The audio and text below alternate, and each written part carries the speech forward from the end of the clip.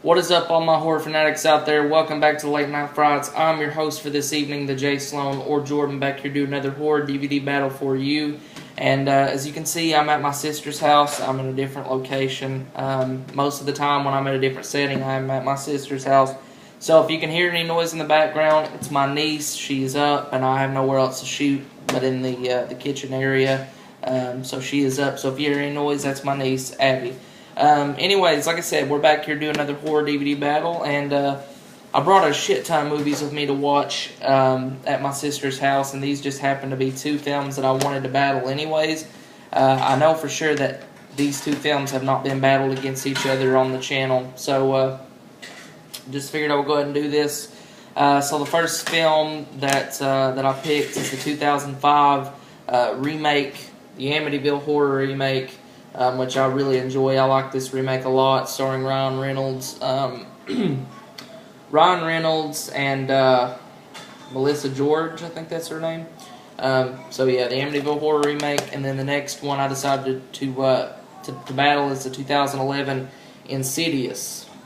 Okay, so let's go ahead and review each film like we always do, and then I will battle these to the death at the end of the video. So first of all, we have the Amityville horror, which is a remake of a I want to say 72, but I know I'm completely off. 1974 maybe. I'm not sure. I'm so sorry that I do not know right now when the original was made. I know it was 70s, so I'll give you that. So it's a remake of the 70s Amityville horror based on a true story about a family named the Lutz family, George Lutz and Kathy Lutz, and they move into this house, and within 28 days they are out of the house because the house is haunted, in fact. So, and you know, the cool thing about this actually being a real, based on a true story, before the actual Lutzes moved into the house, there was a crime committed in this house that, it's mainstream today, but why they think the house is haunted is the previous owners were all massacred by their own son. They were all shot in the head twice. The whole family, so I think it was two sisters, maybe two brothers, a mother and a father. I could be completely wrong about that, but I know it was a family of people shot by the eldest son, I believe, twice in the head. And the strange thing about this case was that they were laying on their stomachs when they were shot, and nobody in the house heard them. He obviously fired the shots individually, obviously, and nobody in the house heard a shot that was fired first, and they all were laying on their stomachs like they didn't even wake up. The guy who killed his family in this house told the jury when he was on trial that the black ghost, I think it was a black ghost, was leading him and making him shoot each one of his family. So that has people to believe that that's why this house was haunted, and all that shit. So, but the Amityville horror, like I said, the Lutzes move into this house, crazy stuff starts happening, and it begins to eventually take over the father, which I don't think that's an actual true fact that happened to George Lutz. I just think that's something that the movies made up over the years. But Worthy remake, I actually really liked it. A lot of people hated on it, and those people who hated on it are extreme fans of the original Amityville horror film, which I like, but I think it's a worthy remake, and surprisingly, Ryan Reynolds did a good job. I think he's better at comedy, obviously, but I think this was a fun movie, a fun little remake, and a fun ghost-type haunted house film. So definitely check out the original film, though, if you haven't seen it, which is a badass movie as well. So there is the Amityville horror. So next, let's talk about Insidious. Insidious is a 2011 film about these people who, they move into a new house, and it starts out as a typical haunted house movie to where all kinds of stuff's happening to the mother, and to their son gets put in a coma, and they don't quite know why. The mother is experiencing all this weird shit. The father doesn't see anything, of course. He thinks she's crazy, but he moves houses for her.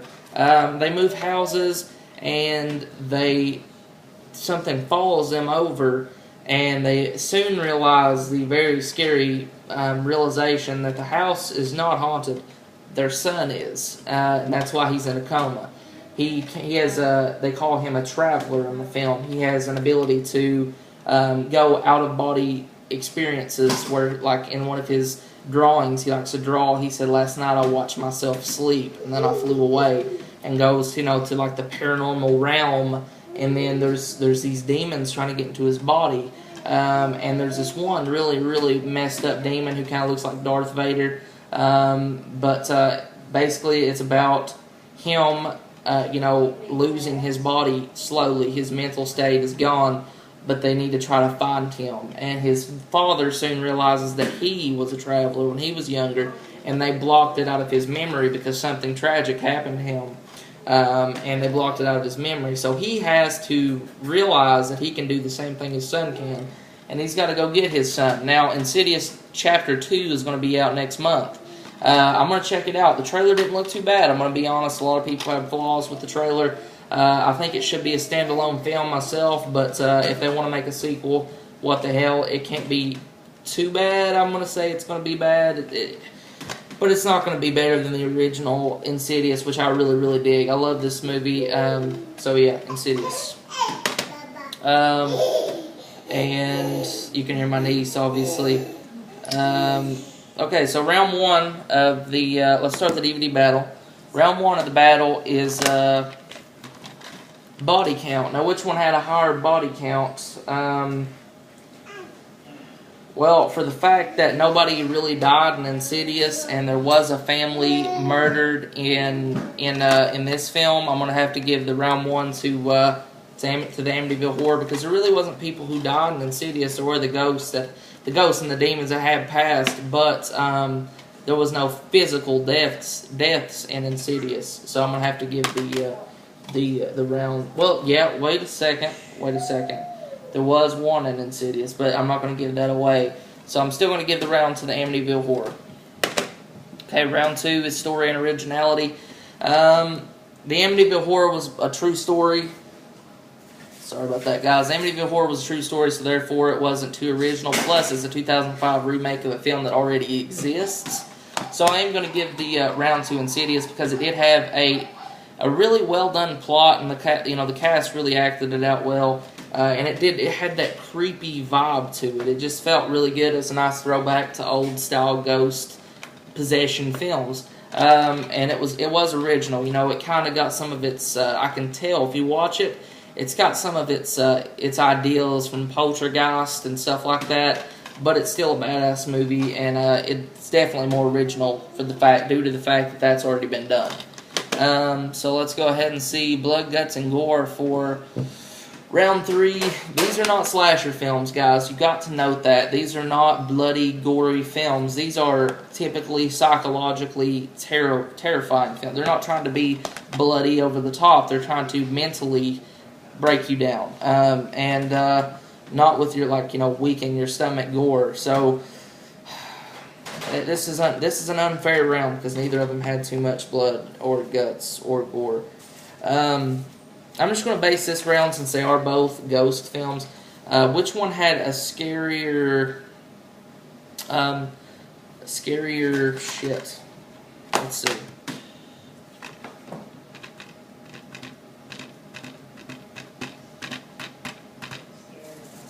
Which one had like a scarier entity in it, like a scarier, ghost, demon, entity, etc.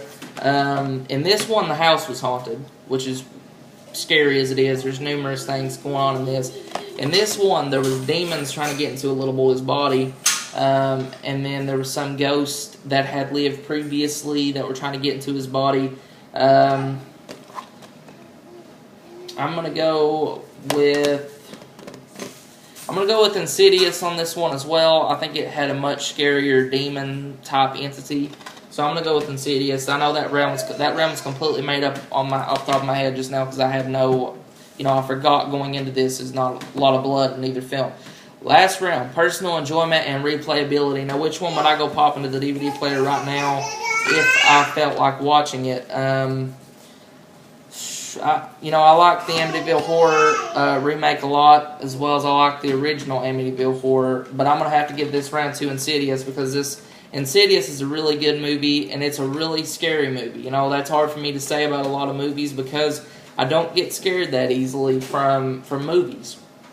I haven't in a long time, since I was younger. This really takes it back to what scared me when I was younger, which is, films like Poltergeist, The Exorcist, The Omen, films such like that, and the Amityville Horror. And this really was a nice throwback, and it just felt it just felt like a really good, well-made possession demon film like that, paranormal film, I guess you could say. So it was really good. I wasn't expecting much when I first saw this film. My expectations were very low, but seeing it really did freak me out. And to this day, I watched it the other day with my dad. Still freaked me out. There was still some scenes in there that was just really creepy.